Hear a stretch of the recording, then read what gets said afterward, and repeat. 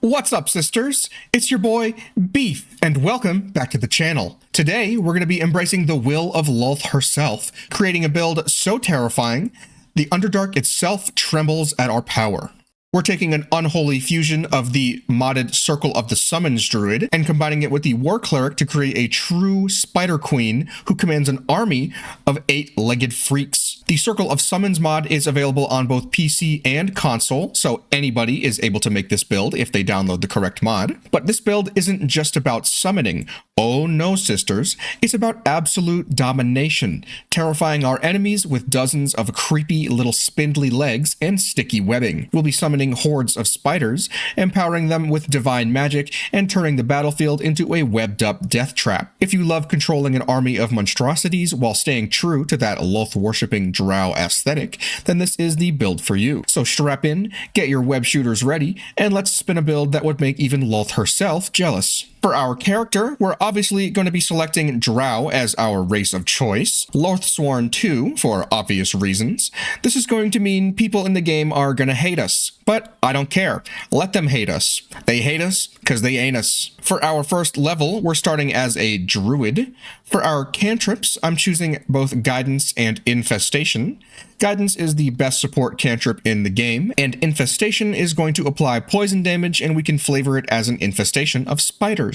For our deity, I'm going with Lolth, obviously. We are Lolthsworn and a Drow, so let's go ahead and pick Lolth. And for our ability scores, we're going to be a wisdom-based caster, so that score and constitution are going to be our primary stats. I'm going with a 16 for both of them. I'm taking a 14 in dexterity, since we'll be wearing medium armor most of the time. I'm going with a strength score of 10 and charisma of 10 and dumping our intelligence at an 8 because we don't need it that much. That takes care of everything for level 1, so let's move on to level 2. At level 2, we're going to be choosing our Druid subclass, which is the Circle of the Summons. In your upbringing, you have always struggled with wild shaping. Instead, you mastered the power of summoning.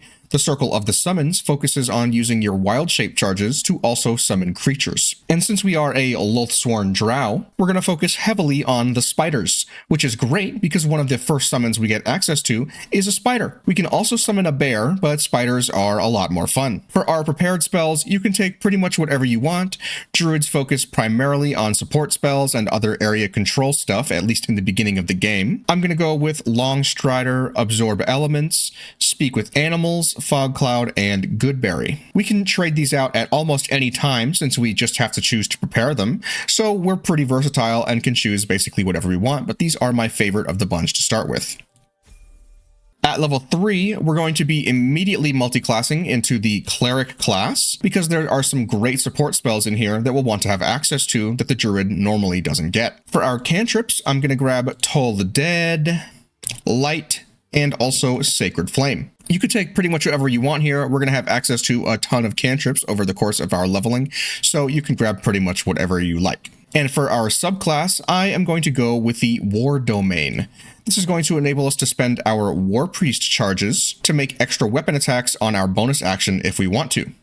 It's also going to give us access to Divine Favor, Shield of Faith, and the Catapult spells, which is available through the Mistress Spells mod. For our prepared spells here, we're going to go with Inflict Wounds for some big necrotic damage, Guiding Bolt for some big radiant damage at range, Protection from Good and Evil, and also Bless.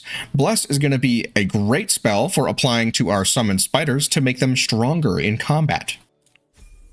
At level 4, we're going to get our second level of Cleric, where we'll get our Channel Divinity ability. This ability allows us to spend a charge of our Channel Divinity to gain plus 10 to our attack rolls.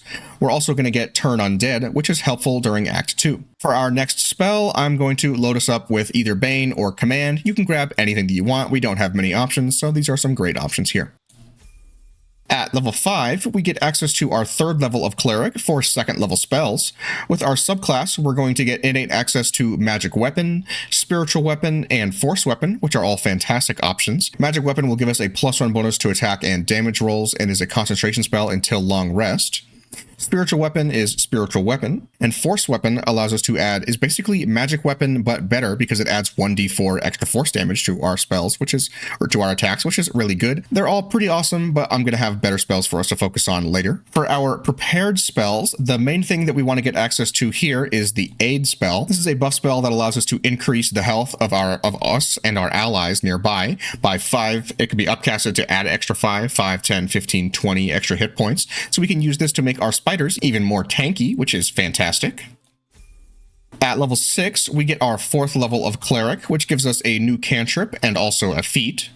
I'm going to take, let's do Blade Ward, just because we already have so many cantrips, and we might as well grab that one. You could also grab Produce Flame, pretty much whatever you want. For our spell, I'm going to grab Hold Person, because we can lock down an enemy and enable automatic critical hits from our spiders. And for our feat, I'm going to go with an ability score improvement for 2 extra points to Wisdom, so that we are at an 18.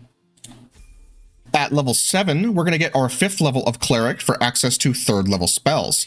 This is where Clerics really hit a spike in their power, which is why we put Druid on hold for so long. Some of these spells are absolutely critical to success in Act 2, specifically Spirit Guardians, which is basically a cheat code for the Shadow Cursed lands. This spell comes to us free from our subclass, as well as Crusader's Mantle, Blind Faith, Flame Arrows, and Spirit Shroud, the last 3 of which are from the Mistress Spells mod. For our prepared spells, we have access to 3rd level spells, and I'm mostly going to be taking Mass Healing Word so that we can spruce up our summoned spiders if they need it during combat.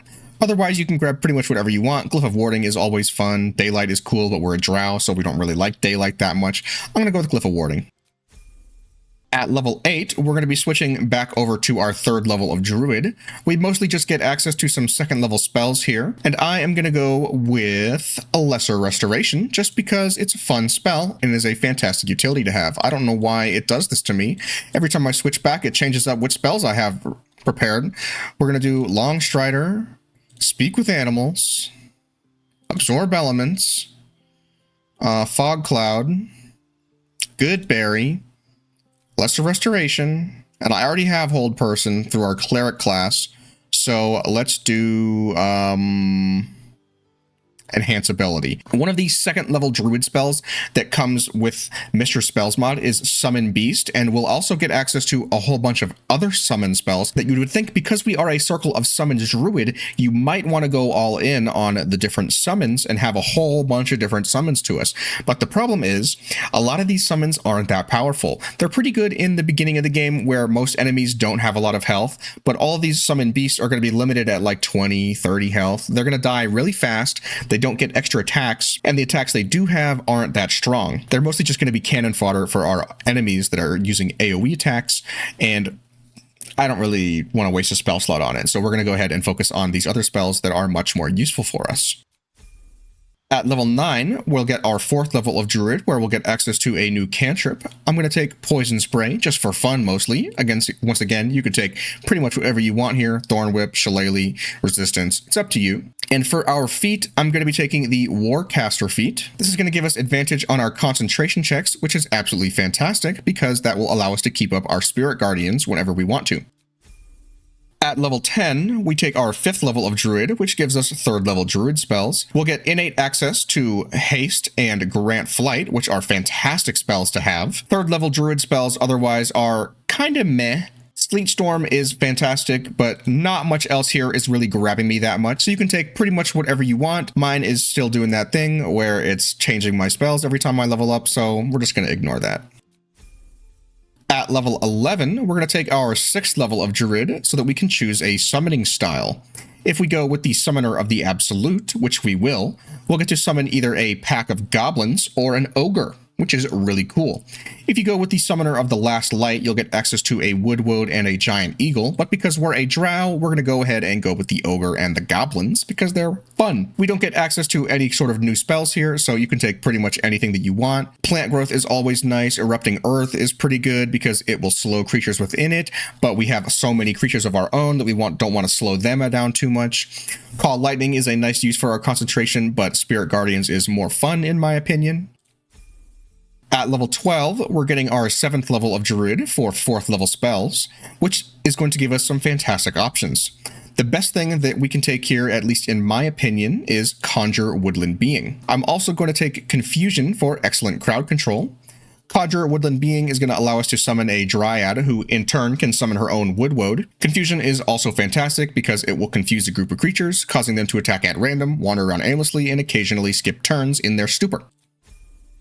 At level 13, we get our 8th level of Druid for 2 new summons. We'll get access to a Hook Horror, which is insanely powerful and feeds into our Underdark Drow theming. And we'll also get access to an Alioramus Raptor if we want it. For our feat, I'm going to go with another ability score improvement for 2 more points into Wisdom so that we can go ahead and max it out at a score of 20. At level 14, we'll take our 9th level of Druid for access to 5th level spells, and we're going to have some really fantastic options available to us. For our subclass, we'll automatically get access to Cloudkill and Cone of Cold, which are both really fantastic spells. And for our prepared spells, I'm going to choose Conjure Elemental and also Insect Plague. We're going to flavor our Insect Plague as a Swarm of Spiders because it is a fantastic area control spell, and it's just really fun, does really great damage. Yeah. At level 15, we're going to get our 10th level of Druid for another cantrip, and I'm going to grab Thorn Whip, I suppose.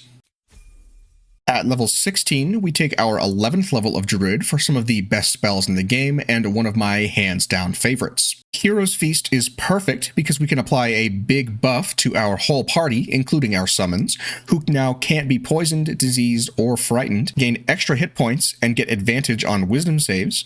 I'm also going to take Wall of Thorns because I think it fits thematically and is a fun area control spell that does a lot of piercing damage, entangling enemies so that they'll then get stuck taking that piercing damage. At level 17, we're going to take our 12th and final level of Druid for the Awakened Powers, granting us our ultimate summon, a Skeletal Dragon with Lightning Breath. This one is cool, but we do have to manually fly it from spot to spot to spot since it can't walk on its own, but it does hit really damn hard. I do prefer to use our summoning charges to summon spiders instead, but you could always use this if you want to because it's just really cool to have a giant dragon. For our feat, I'm going with a modded feat that I really want to take. All the way at the bottom of my list, I have Elemental Adept Poison. This is going to make it so that our spells and attacks will ignore resistance to poison damage. When you cast spells of that type, you cannot roll a 1. Really awesome to have because we're going to be doing a little bit of poison damage with our weapon attacks and other spells. If you don't have access to Elemental Adept, then Alert is a fantastic option. We're not doing that much poison. I just like to have it so that we're not doing less poison damage. But from here on out, we're going to be going back into Cleric for our last few levels. At level 18, we're going to take our 6th level of Cleric for War God's Blessing. This is nice, but not that great.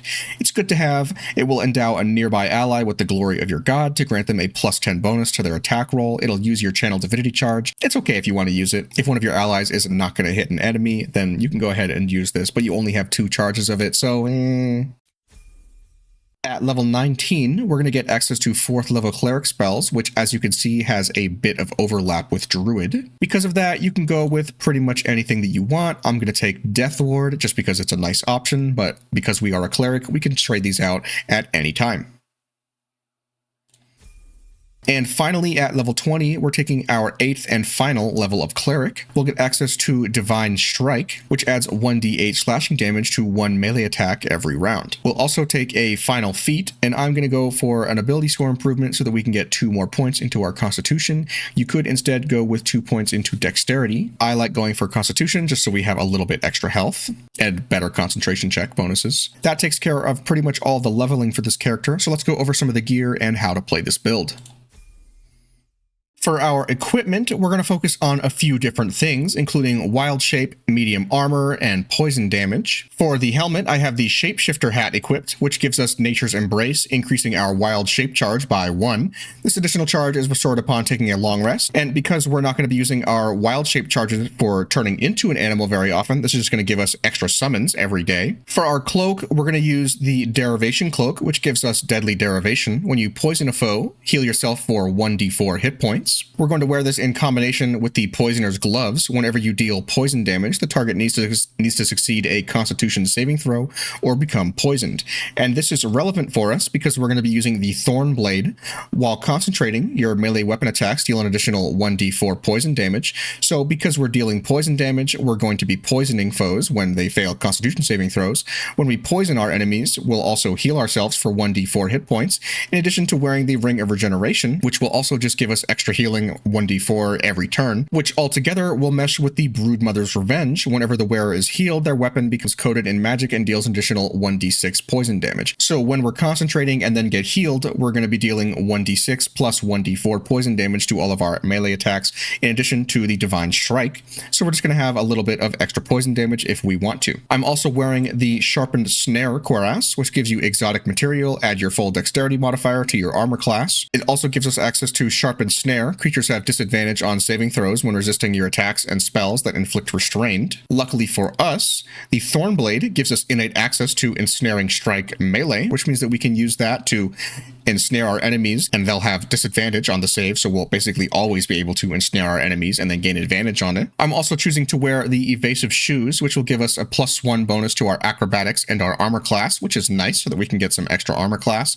in addition to the Ring of Protection, which will give us a +1 bonus to our armor class and saving throws, altogether giving us an armor class of 20, with 14 from our armor, +2 from dexterity, +2 from our shield, which I haven't mentioned yet, +1 from the Evasive Shoes, and +1 from the Ring of Protection. For our shield, I have the Woodwode shield equipped, just because I like the way that it looks. It feels right with the Druid build, and it gives us access to the Wode's Ensnaring Strike, which is a bonus action ensnaring ability so that we don't have to use the full-on Ensnaring Strike, which uses our action and our bonus action. This just gives us a bonus action ability to be able to do it once per short rest. And for our bow, I have the Hellrider Longbow equipped, which will give us a +3 bonus to initiative rolls and advantage on perception checks. We're not often going to be hitting enemies with ranged attack, so the main benefit that we'll get here is the initiative bonus. But that pretty much does it for all of the gear and equipment for this build. So let's go ahead and go over all of our summons so that we can get everything set up for combat. All right, we have just taken a long rest to get ourselves reset for the day. And at level 20 here, we have 6 wild shape charges, 1 extra from our hat, and 6 natural recovery charges. Natural recovery is kind of like arcane recovery from the wizard, allowing us to use these charges to regenerate spell slots, which is really awesome. We also have 5 charges of our war priest extra attack charges, which is really cool. So let's go ahead and start summoning our spiders. So we have 6 charges, which means that we can go ahead and do this. Each of our spiders is 1 wild shape charge each, and the hook horror is 2 wild shape charges. The ogre is 2, the goblins are 2, the bear is 1, and the skeletal dragon is 3. It's pretty expensive, but regardless, we have 6, so we're going to go ahead and summon 3 spiders. That's 1.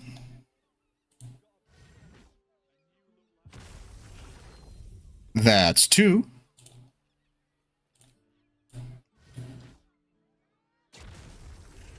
And that's 3. The nice thing about our wild shape charges is that they will recharge on short rest, so we can continue to keep summoning more and more spiders if we want. I'm pretty happy with 3, but to make it even better, I'm also going to summon us a hook horror because I really like the utility that this offers us. Sweet. Let's also find a familiar, and I'm going to find a familiar spider. It's an itty bitty baby spider, and it doesn't do quite as much damage, but it's cool to have so that we can just have a 4th baby little spider with us. We're also going to use a 4th level spell slot to conjure a woodland being. Where can I fit it? I can fit it right here. And then we can take our Dryad, and we can use Fallen Lover to summon our Woodwode companion. Shablagoo! I'm going to cast Speak with Animals on myself just so I have it. And before we get to our last summon, let's go ahead and open up our spell book so that we can fully decide on all of our spells. We're going to start with 6 level spells and work our way down from there. I'm going to start with Hero's Feast and also Conjure Fey. This is going to allow us to summon a Dusk Hag companion, which can put enemies to sleep, which is really cool. We're going to go ahead and grab that one. And I'm also going to get Wall of Thorns. Let's grab Conjure Elemental, as well as Insect Plague. Let's get Grasping Vine, Conjure Woodland Being. Let's get Sleet Storm, We'll get Enhance Ability. We'll get Long Strider, Speak with Animals, Fog Cloud, Goodberry. We'll get Hold Person.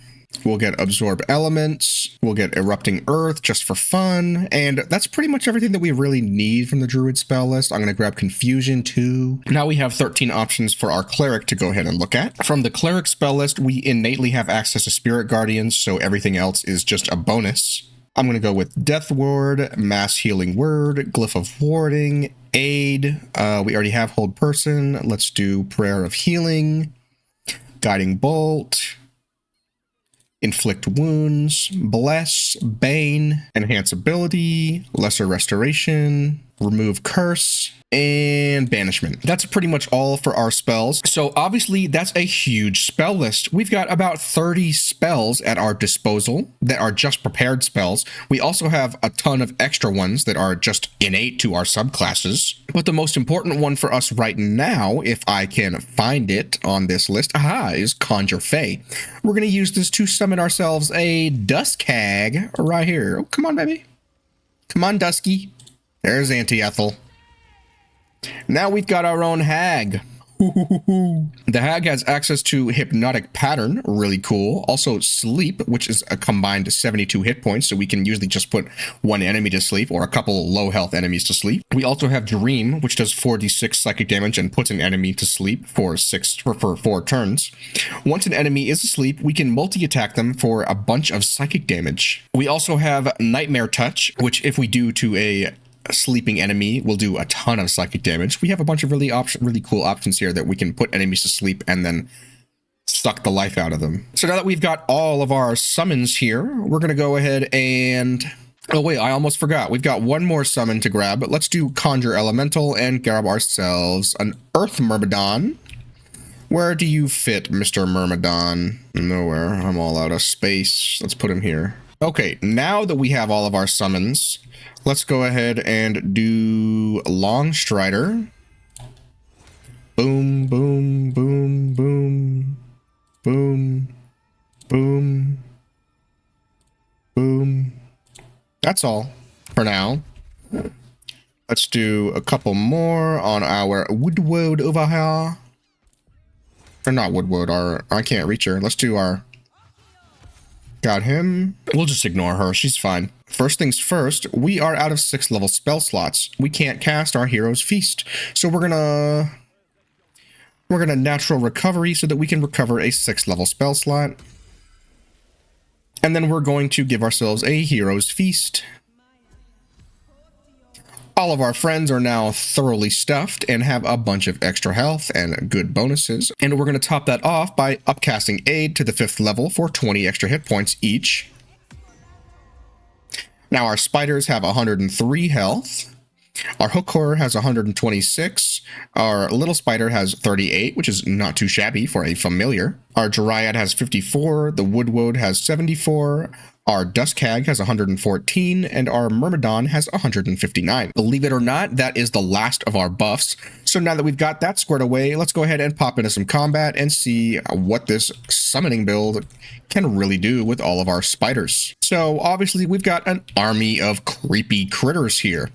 Let's go ahead and for our first spell, before we get into combat, I'm going to do Spirit Guardians and do the necrotic version of it, upcasting it to the 4th level for some extra damage.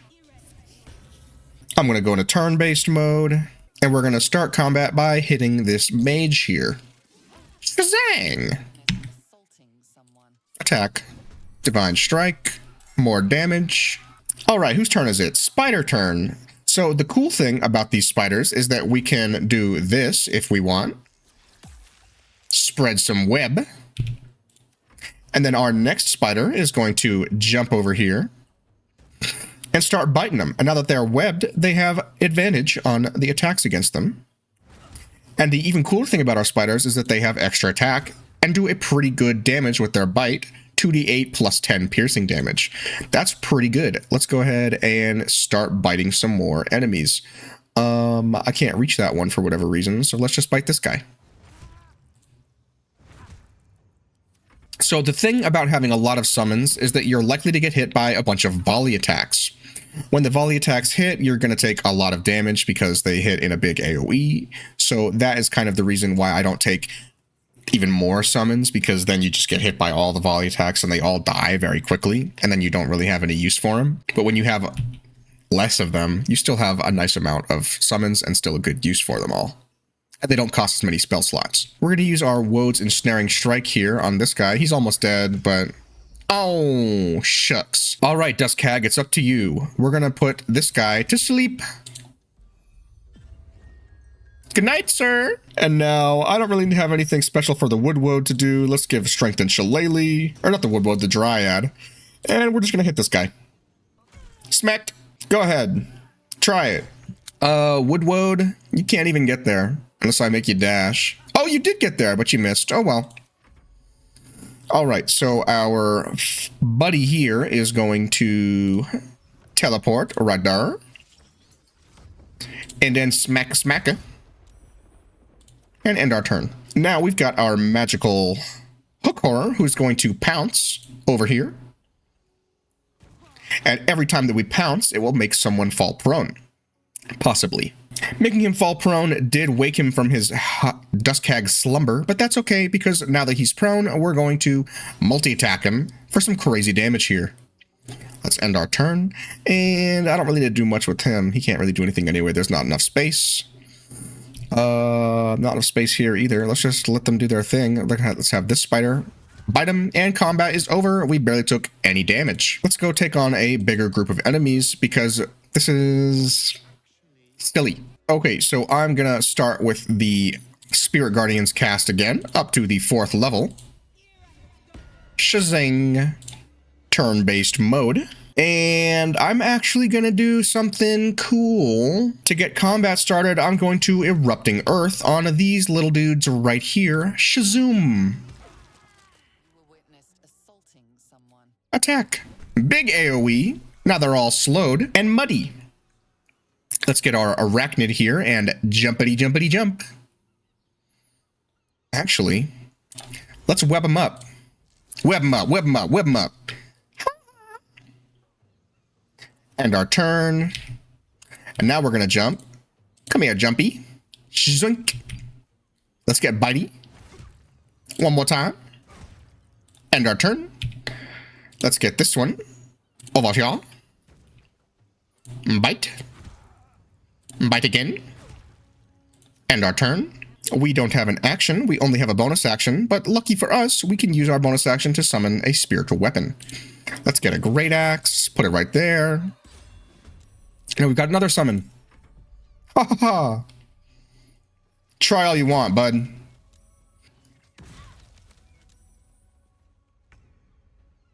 All right. Woodwode.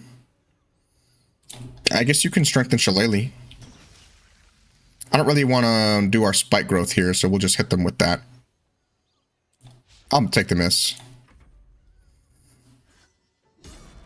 Go ahead. Knock that spider to the ground. He's got plenty of health. All right, Duskhaggy. Let's put somebody to sleep.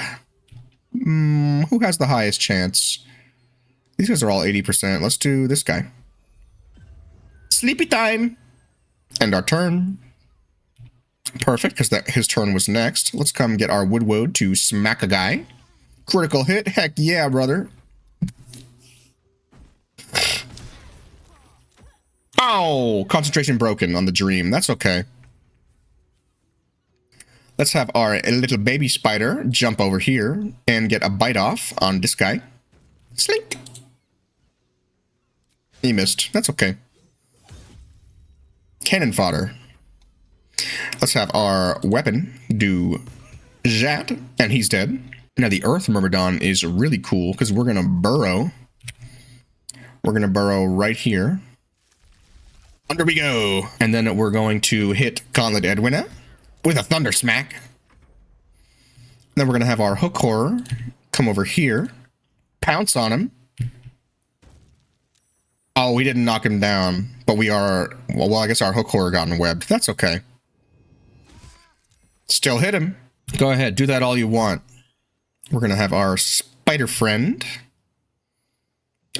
jump over here because that archer is pissing me off. And give him a bite. And another bite. And we'll end our turn. 40 damage. That's pretty good for a little spider. Let's have this guy do the same thing. I don't want to get hit with another volley. Oops. He's a dead one. End our turn. We've got another spider who can bite Gauntlet Edwina. And then bite her again. End our turn. Now it's my turn again. I'm gonna Guiding Bolt just because why the hell? Actually, no, I'm concentrating. So let's come over here. Spirit Guardians attack. Let's do this. Actually, let's inflict wounds on him. Upcast it to level 2. 65 damage. My God, brother, that was in one inflict wounds. Okay. You good. I don't really need much. Let's put this guy to sleep again. Good night. He's snoring.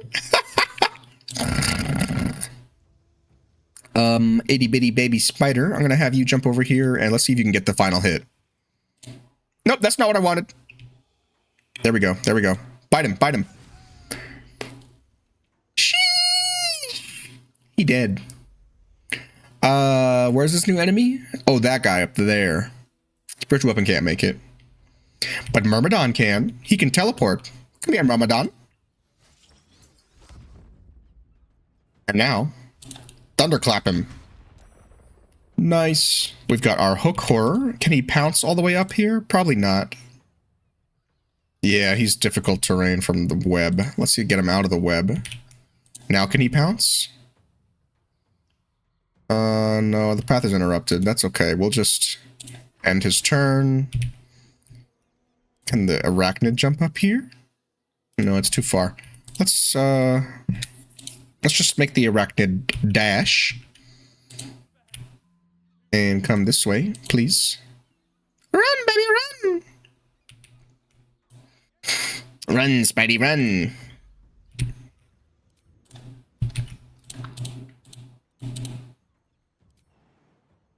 Arachnid jump.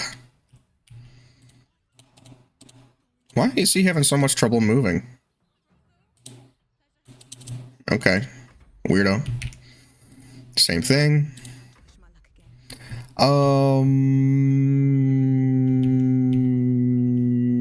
Catapult?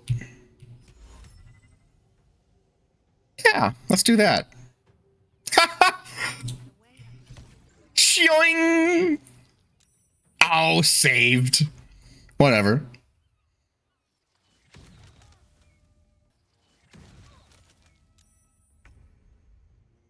Woodward or Dryad can chill.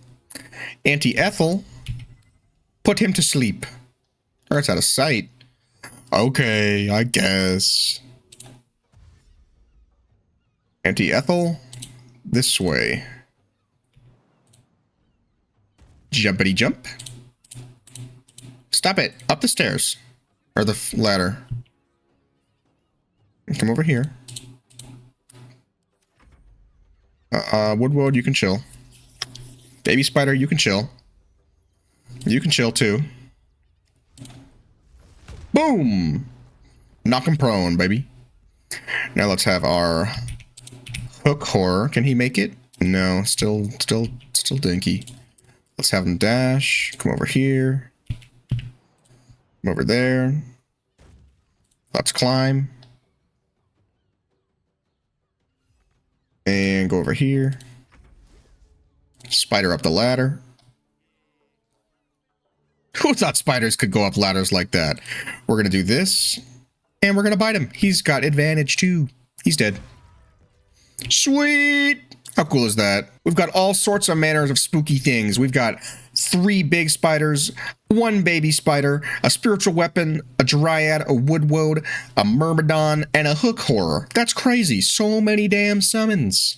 But that pretty much does it for this Loathsworn Spider Queen Drow Druid Cleric build using the Circle of the Summons mod, as well as the War Cleric subclass from the base game. What do you think of this build? It's pretty heavy on the summons, which can take a little bit of time in combat, but these are some very powerful summons that I think can really help you do some very powerful things. You might be able to solo the game with this. I'm not sure. I wouldn't necessarily. I mean, you have a lot of summons. It's very powerful and you can summon a lot of them. But regardless, I think it just has a bunch of really cool flavor and it's a lot of fun to play with. But other than that, thank you so much for watching. Don't forget to like and subscribe for more modded Baldur's Gate 3 content just like this. And I will see you in the next one. Bye!